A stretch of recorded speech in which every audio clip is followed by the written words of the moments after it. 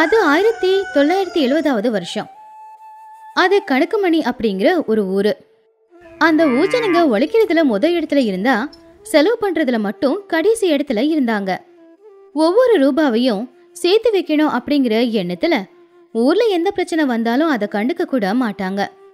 அதனாலதான் எல்லாரும் அந்த ஊரை பிசினாரி கிராமம் அப்படின்னு கூப்பிடுவாங்க. அவங்க எல்லாரும் கஷ்டப்பட்டு விளைச்சல வெளியே வச்சாலும் அதை எடுத்து வைக்கிறதுக்கு அவங்க கிட்ட ஒரு ரைஸ் மில் கூட கிடையாது. விளைச்சல் பாதி நல்லபடியா விளைஞ்சாலும் அது பொழு பொடிச்சு ஏலிங்க சாப்பிட்டு வீணாதான் போய்கிட்டு இருந்துச்சு. அந்த ஊரோட தலைவர் பேரு சுப்பையா. எல்லாரை விடவும் பெரிய பிசினாரி அவன். சுப்பையாவோட வீட்டுல அவனுடைய மருமகனான மாதவனோ இருந்தான். அவன் பட்டணத்துக்கு போய் நல்லபடியா படிச்சுட்டு வந்தவன். அவன் கஞ்சத்தனம் பண்ணக்கூடாது, ஆனா சிக்கனமா எல்லாத்தையும் செலவு பண்ணணும் அப்படின்னு யோசிக்கிறவன். ஊர்ல எல்லாரும் நஷ்ட போறத பார்த்து எப்படியாவது ஒரு ரைஸ் மில்ல கட்டணும்னு யோசிச்சுக்கிட்டு இருந்தான். ஒரு நாள் சுப்பையோட வீட்டுக்கு முன்னாடி இருக்கிற வேப்ப மரத்துக்கு கீழே கிராமத்து ஜனங்க எல்லாரும் வந்து சேர்ந்திருந்தாங்க.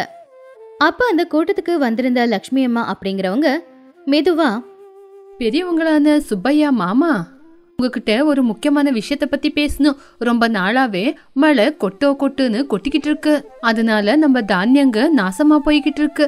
ஒவ்வொரு வருஷமும் இதே மாதிரி நம்ம விளைச்சல் நாசமானா என்ன பண்றது? அப்ப அந்த கூட்டத்துல இருந்தவன், ஆமா லக்ஷ்மம்மா, நீங்க சொல்றது உண்மைதான். நானும் ரொம்ப நஷ்டத்தில் தான் இருக்கேன். எலிங்கெல்லாம் நம்ம விளைச்சல நாசமாக்குது. விவசாயம் செய்யறதே கஷ்டம், இன்னும் அது எடுத்து வைக்கிறது இன்னும் கஷ்டம். அப்போ சுப்பையா, நம்ம எடுத்து வச்ச தானியங்க நாசமாவுதுன்னு சும்மா சொன்னா எப்படி? நீங்க எல்லாம் புத்திசாலி தானே, அதுக்கு சரியான ஒரு வழிய நீங்க எல்லாரும் சேர்ந்து சொல்ல வேண்டியது தானே.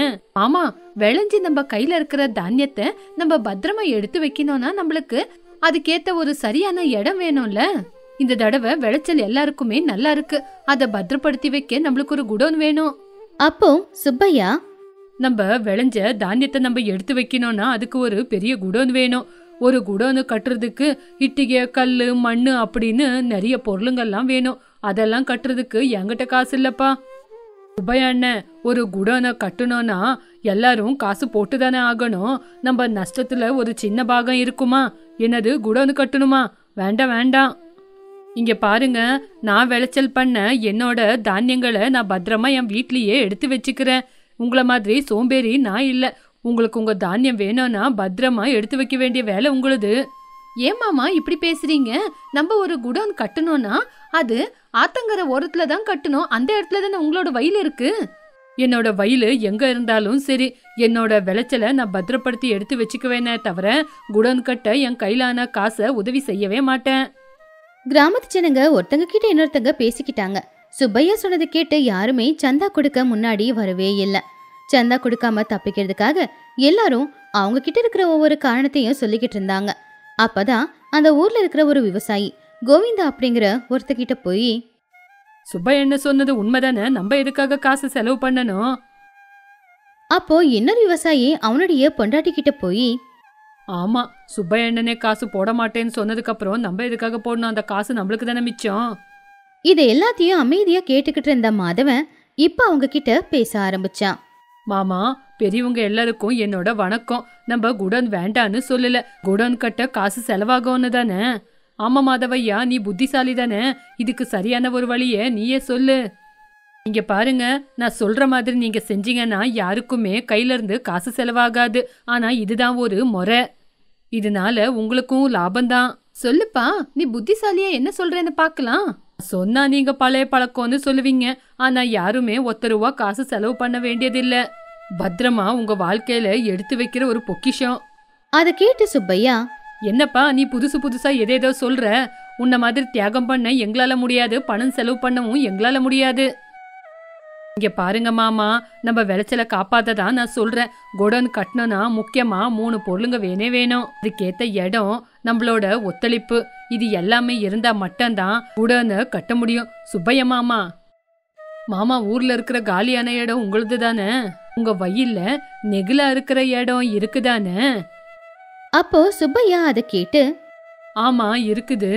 அந்த நெகிலா இருக்கிற இடத்த தான் நீங்க ஊரு ஜனங்களுக்காக கொடுக்கணும். இந்த நெகிழ் இருந்த இடத்துல நீங்க எப்படியும் விவசாயத்தை செய்ய மாட்டீங்கன்னு தெரியும். சுப்பையா யோசிச்சு பார்த்து, நெகிழா இருக்கிற இடமா? ஆமா, அந்த இடம் எதுக்குமே உபயோகத்துக்கு வரவே வராது.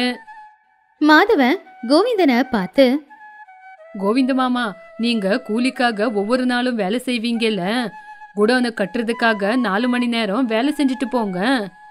உங்களுக்கு சம்பளத்துக்கு பதிலா நம்ம எல்லாருமே சேர்த்து வச்ச தானியத்துல ஒரு பங்கை உங்களுக்கு கொடுக்கறேன். அதே உங்க சம்பளமா ஆயிடும். அப்போ இப்பவே காசு கிடைக்காதா?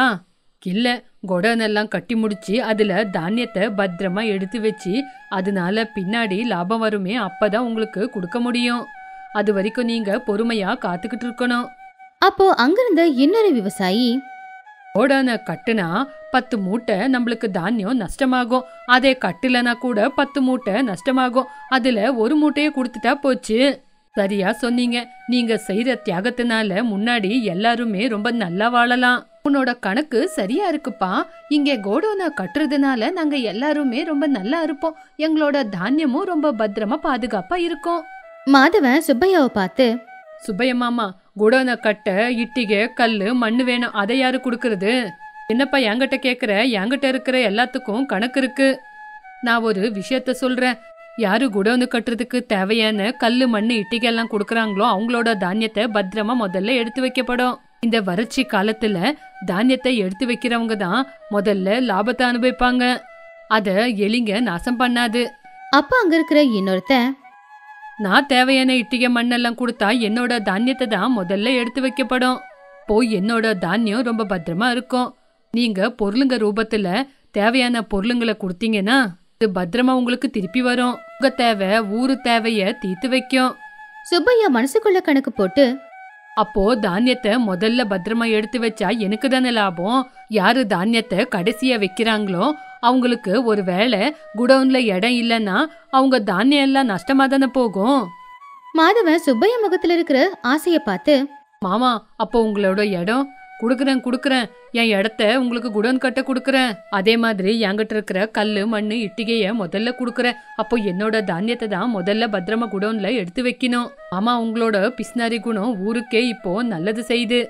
மாமா, உங்களோட இந்த பிஸ்னாரி குணம் தான் உங்களை முன்னாடி கொண்டு போயிருக்கு. நீங்க தானம் தர்மம் பண்ணிருக்கீங்க. சுப்பையா கொடுத்த பயன்படுத்தாத அந்த இடம், அப்புறம் அசையில் அவன் கொடுத்த பொருட்கள், ஊஜனங்களுக்கு நஷ்டம் ஆகக்கூடாது அப்படிங்கிற எண்ணம், இது எல்லாமே சேர்ந்து குடோன் கட்டுற வேலையை ஆரம்பிச்சாங்க. அப்ப லக்ஷ்மி அம்மா கோவிந்தனை பார்த்து, கோவிந்தண்ண, மாதவன் எவ்வளவு பெரிய புத்திசாலி. நம்ம இடம் அப்படியே இருந்திருந்தா வீணாதான் போயிருக்கோம். ஆனா மனசுக்குள்ள இருக்கிற பயத்தினால இந்த ஊருக்கு நல்லதுதான் நடந்திருக்கு. ஆமாமா, இப்பவே நம்ம கூலி காசை கேட்டா உண்மையிலேயே அது நமக்கு நஷ்டம்தான். நான் நம்ம தானியத்தை நம்ம பத்திரப்படுத்தி வச்சா அது நம்மளுக்கு கடைசி வரைக்கும் வரும். நம்மளோட கஷ்டம் புத்திசாலித்தனத்தை ஒரு இடத்துல போட்டாதான் லாபம். சில நாட்கள்ல குடோன் கட்டுற வேலையும் முடிஞ்சு போச்சு. சுப்பையா ரொம்ப சந்தோஷமா அவன் வயல்ல விளைஞ்ச தானியத்தை எல்லாம் அதுக்குள்ள கொண்டு போய் வச்சான். சுப்பையா மாதவன் கிட்ட, மாதவா, உன் பேச்ச கேட்டு குடோனு கட்டுந்து நல்லதே ஆச்சு. என்னோட பிஸ்னாரி தனத்தை விட்டு ஊருக்காக நல்லது செஞ்சிருக்கேன். மாதவன் சிரிச்சுக்கிட்டே, மாமா, நீங்க பிஸ்னாரியாவே இருக்கல. உங்களோட பிஸ்னாரி தனம்தான் இந்த ஊரு ஜனங்களுக்கு ஒரு குடோனை கொண்டு வந்து கொடுத்திருக்கு. குடோனு கட்ட தேவையான பொருளுங்களை கொடுத்து நீங்க இந்த ஊரையே காப்பாத்திருக்கீங்க. உங்களோட இந்த குணம் ஊருக்கு நல்லதை தான் செஞ்சிருக்கு.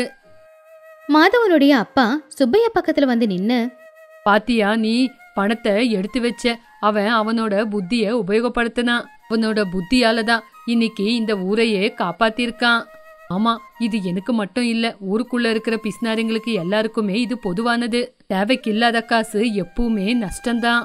மாதவா, உன்னோட புத்திசாலித்தனத்துக்கு நாங்க எல்லாரும் நன்றி சொல்றோம். இந்த குடவுனுக்கு தானியத்தை சேர்த்து வைக்கிற நிதின்னு பேரு வைக்கலாம். நன்றி மாமா. இந்த ஊரு ஜனங்க எல்லாரும் நல்லா இருக்கணும்னு நான் நினைக்கிறேன். அப்படி மாதவன் கொடுத்த அந்த யோசனையால அந்த ஊரை சேர்ந்தவங்க கொஞ்சம் கூட பணத்தை செலவு பண்ணாம அவங்களுடைய எதிர்காலத்தை பாதுகாப்பா வச்சுக்கிட்டாங்க. பிசினாரித்தனங்கிறது பணத்தை சேர்த்து வைக்கிறது மட்டும் இல்லாம அவங்களுடைய எதிர்காலத்தை கேள்விக்குறியாக்குற விஷயம் அப்படிங்கிறது அவங்க எல்லாருக்குமே தெரிய வந்துச்சு. சுப்பையோட ஆசை, கூலிக்காரங்களோட நம்பிக்கை, மாதவனுடைய புத்தியும் சேர்ந்து இதையெல்லாம் அந்த கிராமத்தை நல்லபடியா பாதுகாத்துச்சு. அன்னையில இருந்து அந்த கிராமத்து ஜனங்க கஞ்சத்தனத்தை விட்டுட்டாங்க, சிக்கனத்தை கடைப்பிடிச்சாங்க.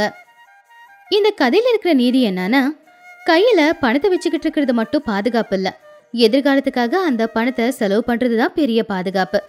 எங்க பணத்தை செலவு பண்ணணுமோ அங்க செலவு பண்ணணும், எங்க பணத்தை சேர்த்து வைக்கணுமோ அங்க சேர்த்து வைக்கணும். அப்பதான் எதிர்காலம் நல்லா இருக்கும்.